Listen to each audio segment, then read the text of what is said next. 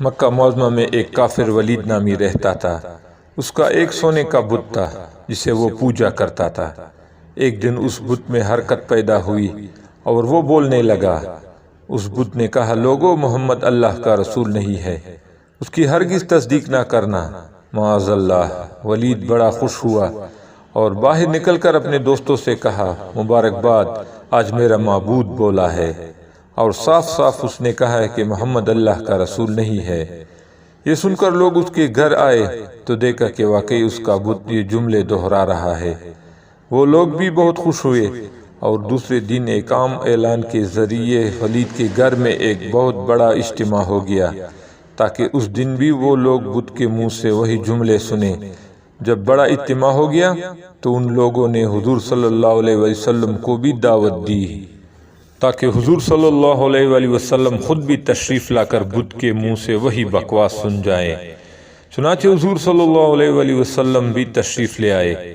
جب حضور صلی اللہ علیہ وآلہ وسلم تشریف لائے تو بت بول اٹھا، اے مکہ والو، خوب جان لو کہ محمد صلی اللہ علیہ وآلہ وسلم اللہ کے سچے رسول ہیں۔ اس کا ہر ارشاد سچا ہے اور ان کا دین برحق ہے۔ تم اور تمہارے بت جھوٹے، گمراہ اور گمراہ کرنے والے ہیں۔ اگر تم اس سچے رسول پر ایمان نہ لاؤ گے تو جہنم میں جاؤ گے۔ پس عقل مندی سے کام لو اور اس سچے رسول کی غلامی اختیار کر لو۔ بت کا یہ واز سن کر ولید گھبرایا اور اپنے معبود کو پکڑ کر زمین پر دے مارا اور اس کے ٹکڑے ٹکڑے کر دیے۔ حضور صلی اللہ علیہ وآلہ وسلم فاتحانہ طور پر واپس ہوئے تو راستے میں ایک گھوڑے کا سوار جو سبز پوش تھا حضور صلی اللہ علیہ وآلہ وسلم سے ملا۔ اس کے ہاتھ میں تلوار تھی جس سے خون بہہ رہا تھا۔